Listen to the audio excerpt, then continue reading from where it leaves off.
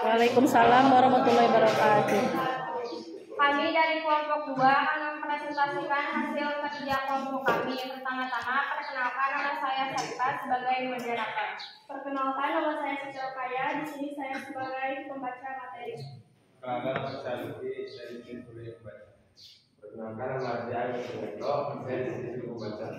Perkenalkan, nama saya Diana sebagai pembaca. Perkenalkan, nama saya Reja sebagai pembaca. Langsung saja kepada pembacaan materi. Baik teman-teman semuanya, di sini saya akan menjelaskan penilaian terhadap buku non-fiksi berjudul Dapur Enak Siska Suitomo 250 Resep Makanan Terlezat. Identitas buku, judul buku Dapur Enak Siska Suitomo 250 Resep Makanan Terlezat. Pengarang Siska Suitomo, penerbit PT Gramedia Pustaka Utama, kota terbit Jalan Palmerah Barat 29 sampai 37 Jakarta, tahun terbit Januari 2014, tebal buku 256 lembar, warna cover orange. Unsur-unsur buku non-fiksi, keorganisasian buku, rincian per subbab, terdiri dari 23 bab, bab 1 sop dan soto, terdiri dari 14 resep, bab 2 sajian rawon soto, terdiri dari 10 resep, bab 3 sajian sop dan lauk 1, terdiri dari 11 resep, bab 4 sajian sop dan lauk 2, terdiri dari 12 resep, bab 5 sajian sop dan lauk 3, terdiri dari 8 resep, bab 6 sajian nasi liwet, terdiri dari 10 resep, bab 7 sajian nasi uduk, terdiri dari 13 resep, Bab 8 sajian nasi kuning terdiri dari 10 resep. Bab 9 sajian nasi gudeg terdiri dari 4 resep. Bab 10 sajian lontong komplit terdiri dari 2 resep. Bab 11 sajian kapau terdiri dari 14 resep. Bab 12 sajian nasi dan mie terdiri dari 12 resep. Bab 3 sajian nasi dan lauk terdiri dari 9 resep. Bab 14 sajian sayuran terdiri dari 5 resep. Bab 15 sajian lauk terdiri dari 10 resep. Dan bab 16 sajian gulai dan kare terdiri dari 5 resep.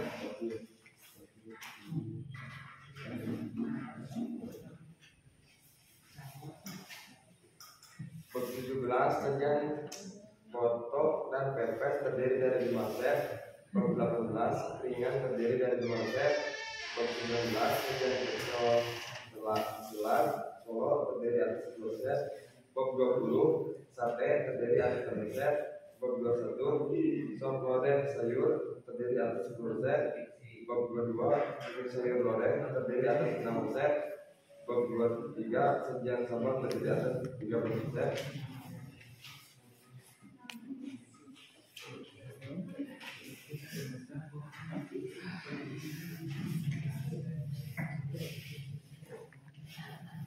Kepenulisan Haji Siska Suitomo adalah ibu dari 3 anak yang sudah dewasa serta jumlahnya ada 3 cucu tahun 1997 sampai 1991. Perempuan kelahiran Surabaya dalam Tirta pada April 1941 ini bekerja sebagai asisten dosen dan dosen senior Akademi Perwisata Trisakti, merangkap sebagai akademi sebagai kepala bagian humas, kepala pengabdi masyarakat dan sekretaris direktur akademi. Dia pernah pula menjadi dosen paruh. Waktu di jurusan perhotelan di Universitas Pelita Harapan pada 1997 sampai 1999 dan 1998 ia telah menulis lebih dari buku masak yang diterbitkan oleh PT Gramedia Pustaka Utama. Sebagian besar di antaranya masuk ke dalam kategori buku besar. Nilai buku ini memiliki nilai ekonomi karena buku ini memberikan panduan cara memasak makanan lezat. Sekaligus buku ini cocok untuk orang yang ingin memulai usaha di bidang kuliner dan juga dapat meningkatkan pengetahuan dalam memasak untuk pemula. Kelebihan yaitu kertas pada buku ini menggunakan kertas berkualitas seperti kertas pada majalah. Tulisannya sangat rapi dan estetik sekaligus dipadukan gambar pada setiap set makanan sehingga menambah nilai estetik dan menarik. Itulah materi dari kelompok kami. Silakan bagi teman-teman bila ada yang mau bertanya.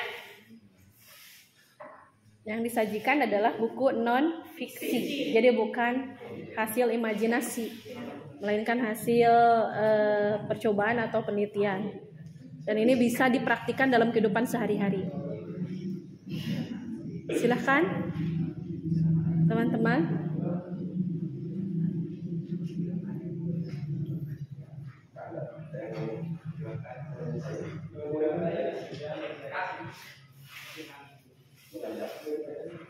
Dalam buku tersebut tercantum 250 resep. Apakah seluruh makanan itu terangkum dalam buku tersebut? Tidak. Seluruh makanan terangkum. Tapi kalau misalnya kita lihat dalam kehidupan sehari-hari, ya bahkan yang sekarang di era milenial ya, banyak makanan-makanan yang dikategorikan misalnya ke jajanan anak sekolahan. Belum ya? Kalau misalnya apakah ini terinspirasi dari buku tersebut, kita membuat resep masakan kemudian dibentuk sebuah buku. Kira-kira makanan yang sering dibeli oleh anak sekolahan apa saja coba? Yang sekarang booming. Itu minuman. Ada jenis makanan, ada jenis minuman. Minuman boba bisa, apalagi? Nutrisari. Itu mah merek. Nah, itu makanan jajanan anak sekolahan. Jadi kategorinya di sana adalah berbagai resep makanan jajanan anak sekolahan. Cilok, apalagi? Cimol, cilor, cilung, seblak, bakwan. Ada juga sekarang muncul istilah tekwan. Ada lagi apalagi? Cibai. Apalagi coba? Bihun gulung. Kemudian ada bacitul. Tahu bacitul? Apa itu? Bakso aci. Kalau misalnya ada juga spatula, tahu spatula? Spaghetti tulang. Ada juga istilah sekarang bascek. Jadi sekarang anak-anak sekolah sekarang dari makanan tersebut dibuat kata-kata yang nyeleneh dari jenis makanan yang disatukan kosakatanya. Yang tadi apa? Cilung, acinya digulung-gulung. Terus cibai, Acinya kebaik. betul itu. Pengambilan cilor, ada cimin. Terus cilok mini. Tapi kenapa yang dari awalnya cilok itu aci dicolok, tapi kan kalau cimin aci mini tapi tidak. Oh iya kan cimin ya. Nah itu. Nah itu berarti itu bisa terinspirasi kita membuat resep-resep makanan jajanan anak sekolahan. Kemudian kalau misalnya kalian mendapatkan inspirasi lagi dari buku tersebut, makanan-makanan khas Sunda yang jadul dan belum dikenal oleh banyak orang. Kira-kira apa? Makanan dari zaman dulu yang khas di Sunda. Lotek. Di sana ada padanannya tidak lotek? Awu. Terus putu ayu. Kemudian kalian mengenal tidak talas? Terus yang menuju ke daun itu apa? Tangkainya bisa dimasak. Itu inspirasi sebetulnya. Lompong. Tapi kan di sana ketika kita menjelaskan tidak semua daun tangkai talas bisa dimasak. Ada hanya talas-talas tertentu yang bisa dimasak menjadi sejenis tadi sayur lompong. Kemudian Ibu pernah melihat dan mencoba tapi kurang begitu menyukai daun talasnya. Loto masih ada ya? Loto. Jadi si daun talas belum ditumbuk, dilunakkan dulu dengan cara misalnya dikukus, disepan, dikukus atau direbus. Kemudian dihaluskan dengan cara ditumbuk dan diberikan bumbu, kemudian dipepes, semisal ikan mas atau ikan impun. Nah, di sana nanti akan ada rasa tertentu, sensasi tersendiri. Jadi dipepes dan namanya adalah loto. Dan itu pun tidak semua daun talas bisa dijadikan loto. Kemudian yang mungkin ini sudah populer ya, rebung, iwung dari ruas bambu muda. Itu yang bagus itu ada bambu pilihan. Tidak semua bambu bisa dijadikan rebung. Nah, itu yang sebetulnya belum populer dan mungkin tidak semua orang tahu terkait dengan tadi ada sayur lompong, ada pepes yang disebut dengan loto, di dalamnya daun talas yang diberikan bumbu. Nah, itu sebetulnya yang belum populer dan tidak semua orang tahu, dan sebetulnya harus ini generasi yang seperti ini yang harus mempopulerkan di generasi berikutnya. Apalagi kalau dari olahan singkong masih banyak. Dari singkong apalagi? Keripik. Di Bugis disebat naon?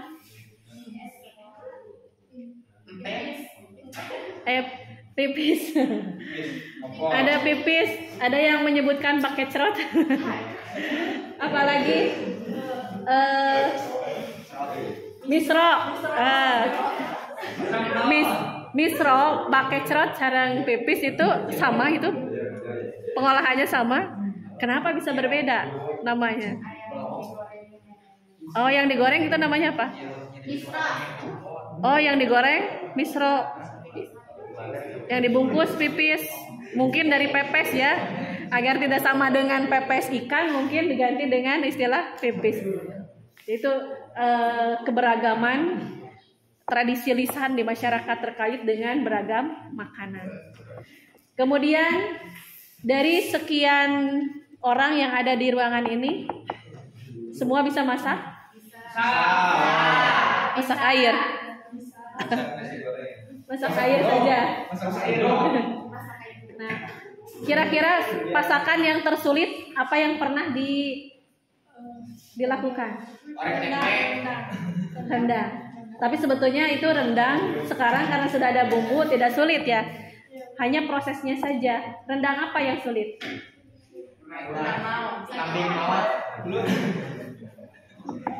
Nanti nih calon ibu-ibu kalau memasak rendang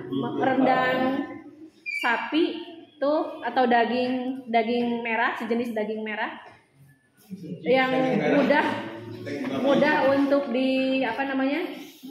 agar dagingnya lembut teksturnya, itu dengan cara dikukus. Jadi kukusnya menggunakan presto, jadi 15 menit, setengah jam itu bisa empuk. Kemudian cara memasaknya sekarang sudah ada bumbu instan rendang, jadi lebih mudah. Kalau misalnya tidak ada bumbu yang instan, itu penggunaan bumbu pala ya, yang lebih dominan itu pala dan santan. Kira-kira ada yang perlu dibahas lagi terkait dengan resep makanan? Ini ke moderator, silakan. Assalamualaikum warahmatullahi wabarakatuh. Saya langsung saja kepada pertanyaannya. Dalam buku tersebut menyajikan resep masakan khas dari daerah mana saja? Apakah hanya dari satu daerah atau gabungan resep dari berbagai daerah? Banyak semua seluruh Indonesia. Oh gitu.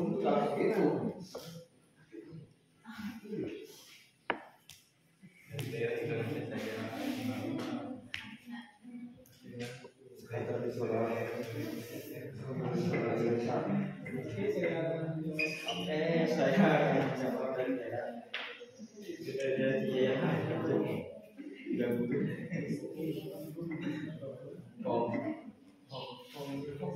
Baik, kami akan menjawab pertanyaan dari kelompok 1. Untuk resep di sini dari berbagai gabungan daerah. Gabungan dari berbagai daerah. Contohnya Dari Indonesia, Pangawareng.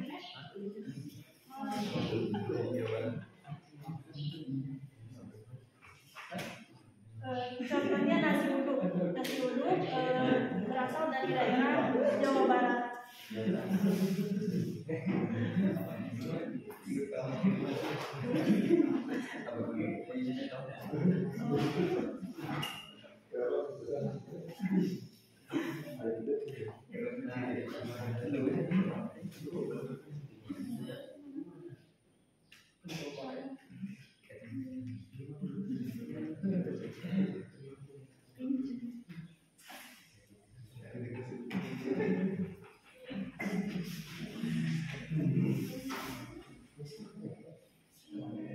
Dan sajian gulai dan kare berasal dari Padang. Jadi semua resep di sini dari gabungan berbagai daerah. Maksud saya gitu. Seluruh Indonesia. Kalau tidak salah ada yang menyebutkan nama daerahnya ya di sana. Ya, yang Pekalongan apa gitu kalau di awalnya. Yang babat-babat. Jadi ada nama akhirnya, ada Pekalongan, ada apa. Kalau tidak salah. Memang kalau misalnya usia mungkin kalian belum lahir ketika tahun 90-an Ibu Siska ini presenter masakan di sebuah stasiun televisi dan merekomendasikan beberapa resep dari berbagai belahan Indonesia, yaitu jadi resep-resep Nusantara. Kalau Nusantara itu berarti dari Sabang sampai Merauke. Hanya mungkin kalau misalnya dirangkum dalam sebuah buku tidak cukup 250 resep karena di Indonesia itu kaya dengan ragam makanannya. Yang tadi saja yang muncul di era milenial seperti halnya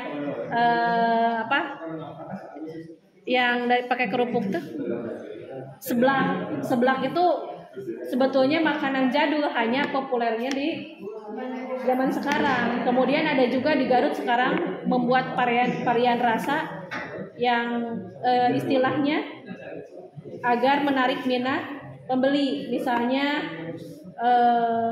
yang kocak-kocak itu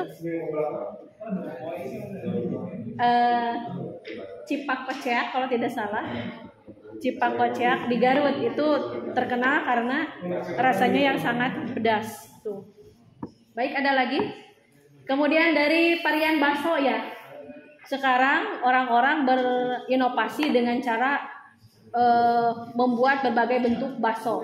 Kalau misalnya dulu bakso itu cenderung monoton dengan berbentuk bulat, kalau sekarang ada bentuk cinta, ada juga istilahnya adalah bakso beranak, bakso gunung, bakso mercon, bakso istighbar, bakso rewas, Bakso cumi, bakso. wah banyak ya.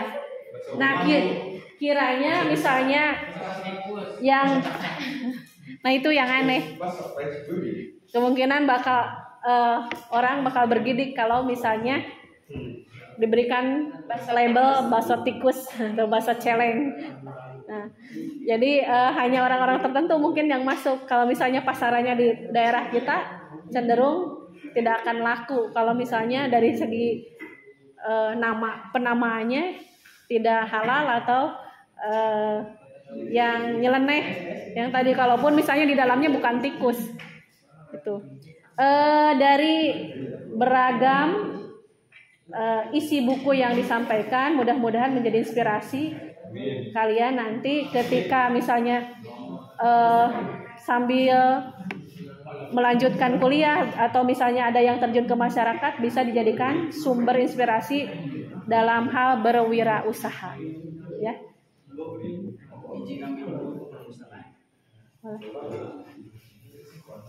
Ada lagi yang perlu didiskusikan? Sudah cukup? Ya, boleh. Silakan. Baik, kalau tidak ada pertanyaan lagi, kami di sini mau sebelum ke depan kami akan membacakan kesimpulan dari buku revisi.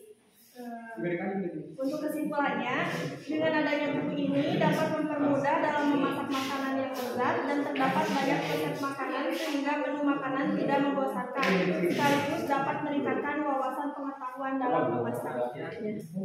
Baiklah teman-teman, itulah hasil dari kerja kelompok kami. Mohon maaf bila ada kekurangan. Wassalamualaikum warahmatullahi wabarakatuh. Waalaikumsalam warahmatullahi wabarakatuh.